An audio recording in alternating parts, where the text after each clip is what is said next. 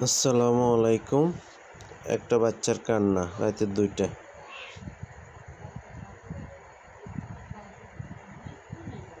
আসলে আমরা দীর্ঘদিন যাবৎ এলাকাতে পল্লী চিকিৎসক হিসেবে আছি। মানুষের সেবা দেওয়াই আমাদের মূল উদ্দেশ্য।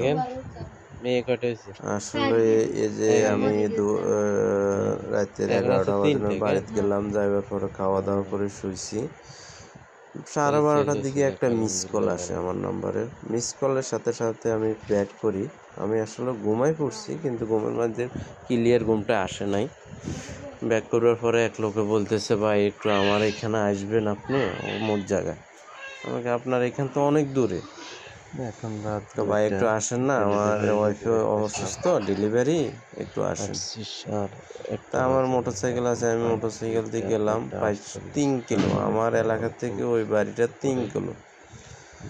এটা বলা হাক্কার গোয়া, রামগতির পাশাপাশি হাক্কার গোয়া। ওইখানে গেলাম, যাওয়ার পরে সব ডিটেলস সব কিছু জানার পরে ওনারে ইঞ্জেকশন চালাই সবই পোষণ করলাম।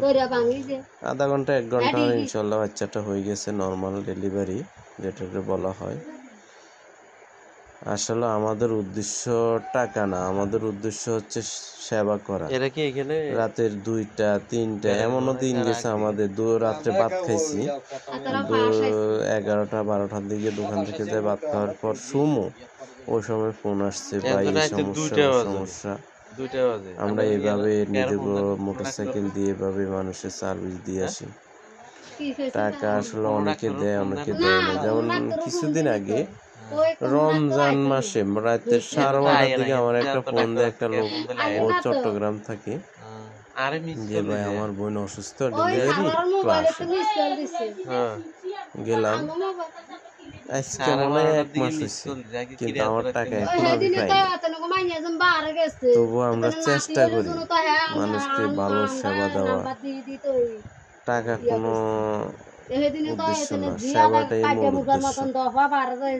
মাঝে মাঝে খারাপ লাগে আসলে, একেবারে নর্মাল ফ্যামিলি যদি এগুলা করে তবুও মেনে নেওয়া যায়। কিছু কিছু ফ্যামিলি আছে মোটামুটি স্টাবলিশ, তারাও আমাদের সাথে এই ধরনের প্রতারণা করে।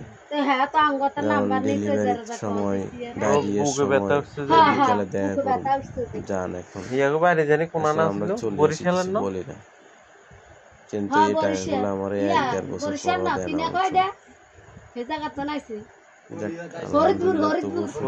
মহাপ্রভুর কাছে যে আমাদেরকে এই ধরনের একটা সেবা দেওয়ার জন্য ব্যবস্থা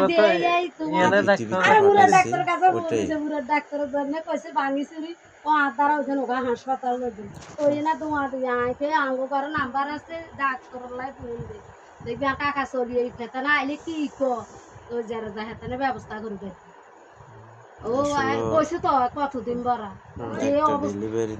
ঠিক আছে, যাই কেন 2টা বাজে।